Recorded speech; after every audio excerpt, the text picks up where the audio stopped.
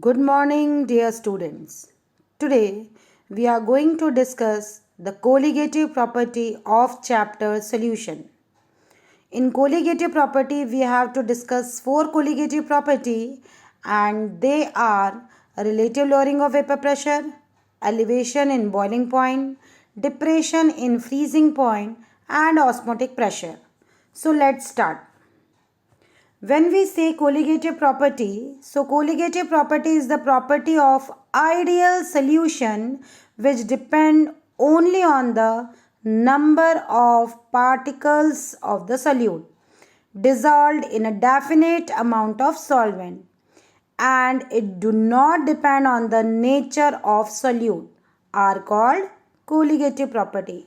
So colligative properties are the properties which depend on the number of particle, not on its nature. So main thing is it depend on the number of particle. As I told you, there are four colligative properties that we have to discuss: relative lowering of vapor pressure, elevation in boiling point, depression in freezing point, and osmotic pressure. So first we will deal with the relative lowering of vapor pressure. When we say relative lowering of vapor pressure, so in order to understand this, imagine a solvent A, which is a volatile, which can form the vapor. Now in the same solvent, if we will dissolve a non-volatile solute, which cannot form the vapor, so what will happen? The total vapor pressure of the solution get decreased, and this decrease is because of the addition of a non-volatile solute. This we have discussed in the Raoult's law also, and from that we know that Pa is directly proportional to Xa. Pa is the pressure of the solution. Xa its mole fraction. If I say total pressure of the solution and partial pressure of the solvent, pure solvent. So pressure of the vapor pressure of the pure solvent is always greater than the vapor pressure of the solution. So from the Raoult's law, we come to know that Pa is directly proportional to Xa. When we remove the proportionality sign, we got Pa equal to Pa naught Xa. From the definition of mole fraction, we know Xa plus Xb equal to 1. So Xa can be 1 minus Xb. We can substitute the value of Xa from equation 2 to equation 1. So it will be Pa equal to Pa naught 1 minus Xb. Now multiply Pa naught with 1, it will be Pa naught, and Pa naught into Xb will be Pa naught Xb. So Pa equal to Pa naught minus Pa naught Xb. Then we'll take the Pa naught and Pa on one side. So it will be Pa naught Xb equal to Pa naught minus Pa, and Xb mole fraction of the solute is equal to Pa naught minus Pa upon Pa naught. So this difference in the vapor pressure of the pure solvent and the solution is called lowering in vapor pressure, and the ratio Pa naught minus Pa upon Pa naught is known as relative lowering of vapor pressure. In exam, if the question is to do the derivation of relative lowering of vapor pressure, you have to complete the derivation till here. Xb equal to Pa naught minus Pa upon Pa naught till here. Now one more step is there. We have to calculate the molecular mass. Molecular mass of the solute means Mb, molecular mass of solute. So instead of Xb, that is the mole fraction, we know mole fraction can be find out by the formula Nb upon Na plus Nb, right? So we are substituting this Nb upon Na plus Nb instead of Xb. So you can see here. Now Nb in the denominator can be neglected because it is very small. So it will be Nb upon Na equal to Pa naught minus Pa upon Pa naught. Nb is the number of moles. So number of moles equal to given mass upon molecular mass. Similarly, Na is equal to given mass upon molecular mass. So we can substitute the value of NB and Na. We'll get WB upon MB divided by WA upon MA is equal to PA naught minus P upon PA naught.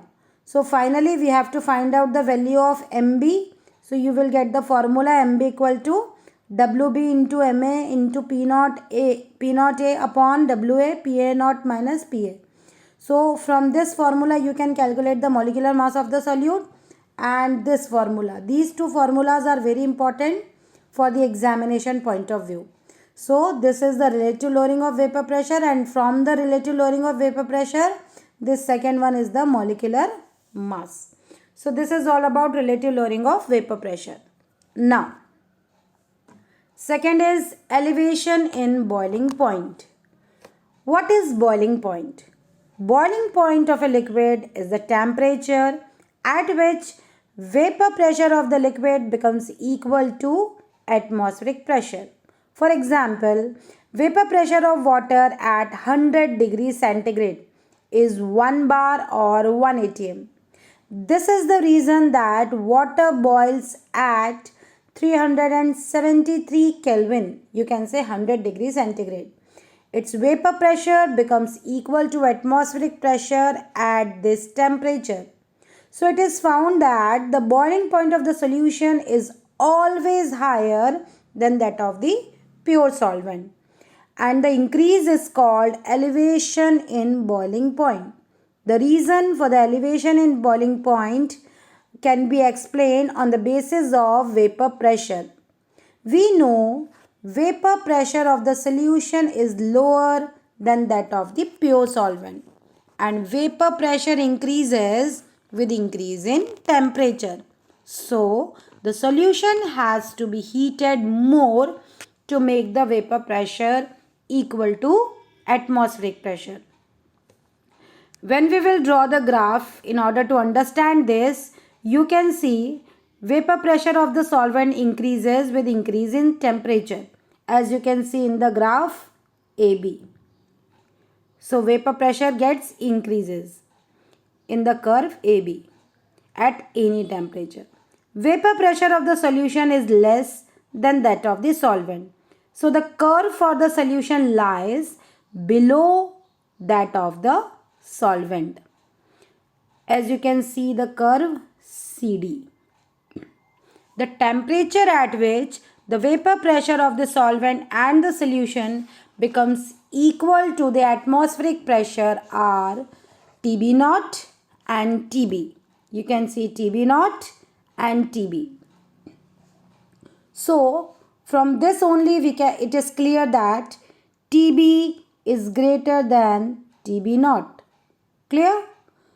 The difference called the elevation in boiling point. So difference delta TB equal to TB minus TB naught is called the elevation in boiling point. The elevation in boiling point depends upon the concentration of the solute in a solution and has been found to be related with the molality small m. So experimentally delta TB is directly proportional to m. When we remove the proportionality sign, constant K will come, and we are representing this constant KB, B for the boiling point. This KB is called molar elevation constant or ebullioscopic constant. If the molality of the solution becomes 1, then delta TB equal to KB, and the unit for this is Kelvin kg per mole. So if in exam question is to define the ebullioscopic constant, in that condition you just suppose molality 1. So KB can be defined as elevation in boiling point when the molality of solution is unity. So this is the important formula, delta TB equal to kbm. From this formula we can calculate the molecular mass of the solute. So we know that m molality is number of moles of solute upon mass of solvent in kg. So we will substitute the value m as Nb upon Wa. So formula for the Nb we can write given mass WB upon molecular mass MB. So instead of NB, we can write WB upon MB. So formula will be delta TB equal to KB into WB upon MB into WA. So molecular mass will be KB into WB upon delta TB into WA. It will be in kg. In grams, you have to multiply with the 1000. So these are the two important formulas on which numericals are there. So elevation in boiling point is delta TB, which is equal to kbm, and molecular mass is kb into WB into 1000 upon delta TB into WA. These two important formulas are there. Please remember. Next colligative property is the depression in freezing point. When we talk about depression in freezing point, what is freezing point? Freezing point of a substance is the temperature at which the solid and the liquid form of the substance are in equilibrium. Means the solid and the liquid form of the substance have the same vapor pressure. It is observed that the freezing point of the solution is always lower than that of the pure solvent. The decrease is called depression in freezing point. The reason for the depression can be explained on the basis of vapor pressure. So, as we know that the vapor pressure of the solution is less than that of the pure solvent, right? So, as the freezing point or the temperature at which the vapor pressure of the liquid and the solid phase are equal, therefore, for the solution, this will occur at the low temperature, because lower the temperature, lower is the vapor pressure. On cooling, the vapor pressure of the liquid solvent decreases along the curve AB. You can understand from the curve AB. This is the liquid solvent, or you can say pure solvent. At B, the solids start appearing and the vapor pressure decreases steeply along the path BC. You can see the graph of BC. This graph BC, red line, highlighted one, BC. Clear? So at B, the liquid and the solid solvent are in equilibrium and have the same vapor pressure. So B is the point represent the freezing point TF naught. This is the freezing point of the pure solvent. And TF, you can see, this is the freezing point of the solution. So you can see the DE curve. In the DE curve, which is for the solution, the vapor pressure of the solution is less than that of the solvent. So the curve of the solution is below the solvent. On cooling, it will follow the path DE and E. At E, the solid appears. Hence, E represents the freezing point. So here you can see TF naught is for the pure solvent, TF is for the solution, and TF naught is always greater than the TF, and the difference is called depression in freezing point. So delta TF equal to TF naught minus TF. And now the leftover derivation is same as in elevation in boiling point. Only instead of B, we are substituting F for the freezing point. So experimentally, TF equal to delta TF directly proportional to M. Proportionality sign will be removed, so it will be KF. K is the proportionality constant and F is for the freezing. So KF is called the molar depression constant or cryoscopic constant. If molality is 1, then Kf can be defined as the depression in freezing point when molality of the solution is unity. Same way you can calculate the molecular mass. Delta TF is equal to KFM. Instead of molality, it can be NB upon WA. So you can substitute the value NB upon WA.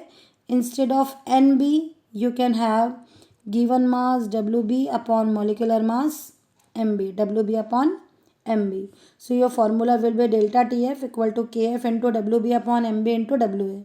Now you can calculate the MB. So elevation in boiling point and depression in freezing point. Only the difference there, delta TB is equal to TB minus TB naught. Here it is TF naught minus TF. This is the difference. Here is depression, there is elevation. That's why the difference is there. All other derivation and the calculation of molecular mass are same. Now, next is osmotic pressure. So before we go towards the osmotic pressure, we have to clear the two terms, diffusion and osmosis.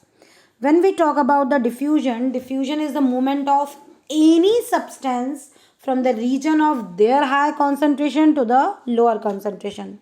Here you can imagine a vessel, you can see, and a membrane is there, right, in the center. So don't imagine it is a semi-permeable membrane. It is a normal membrane having a big pores through which solute solvent both can go. So what will happen, for example, the concentration of C1 is greater than the C2. So in C1 more solute is there and in C2 less solute is there, or you can say more solvent is there. So when the movement is possible, then solute particles will move from C1 to C2, from higher to lower concentration of their concentration, and solvent molecule will move from C2 to C1. So we can say diffusion is the movement of any substance. It can be solute, it can be solvent, from the region of their higher concentration to the region of their lower concentration until the concentration on both the sides will be same. Means this will goes on till the stage of equilibrium reached. Clear? Now when we talk about osmosis, same utensil or same tumbler, same vessel we have taken. Now instead of the normal membrane, we have put the semi-permeable membrane. This semi-permeable membrane allow only solvent molecule to pass through. It do not allow solute particles to move. So it do not permit the movement of the solute particle. So solute particles do not move, but solvent will move from their higher concentration to the lower concentration. Or you can say movement of the solvent molecules from their higher concentration to lower concentration through semi-permeable membrane is known as osmosis. One more type of definition is there. Movement of solvent molecules from the lower concentration of solution, because in C2 the concentration is less. So you can define movement of solvent molecule from lower concentration of solution to higher concentration of solution through semi-permeable membrane. This is the osmosis. Now how we can understand the osmotic pressure? One more MCQ type of question they can be asked about the semi-permeable membrane. Semi-permeable membrane can be made up of animal membrane, cellophane or copper ferrocyanide. These are the chemical animal source or the plant source.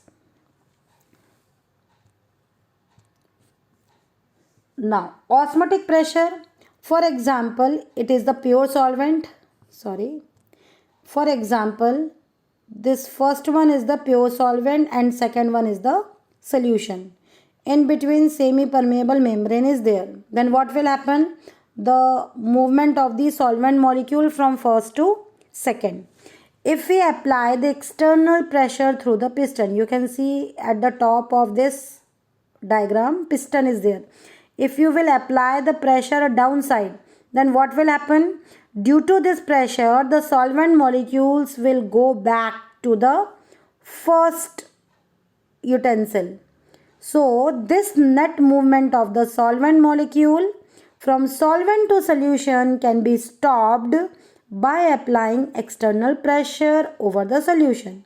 So this external pressure over the solution side which stops the osmosis is called osmotic pressure. And experimentally osmotic pressure, which is represented by pi, it can be explained as pi directly proportional to molarity. In the previous two discussion, elevation in boiling point, depression in freezing point, small m molality was there. Here it is molality, molarity, RITY. So m is the molarity. So osmotic pressure is directly proportional to molarity and the temperature, means concentration and temperature. So pi is directly proportional to mt, which is equal to rmt. R is the constant, which is same as the gas constant because its value is 0.0821, but here we are calling it as the solution constant. R is the solution constant. So pi equal to mRT. This is the important formula for the numerical.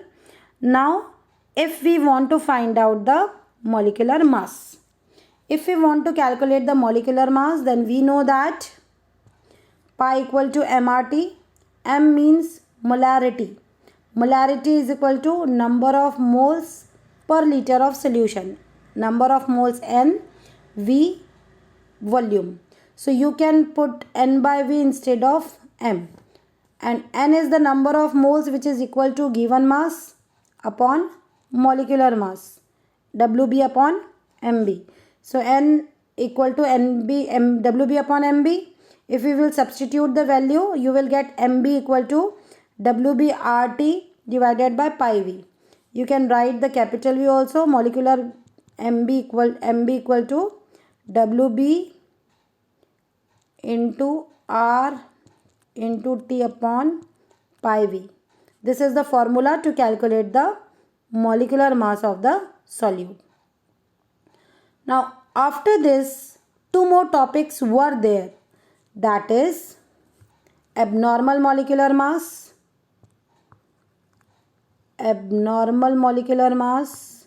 and Van Hoff factor. These two topics are removed this year. So we are not going to discuss these two topics because it is removed because of the COVID-19. So we are not going to discuss about these two. And the numericals are given related with these two topics which are also not there. So no need to solve the numericals related with these two topics, but the numericals of the colligative property, numericals of concentration terms, numericals of Henry's and Raoult's law are very, very important. So solve the NCERT, all the numericals related with the colligative property, and in case any doubt, please message me either WhatsApp or you can message on the portal. We'll discuss again and solve. Thank you. God bless you. Keep revising for your exam.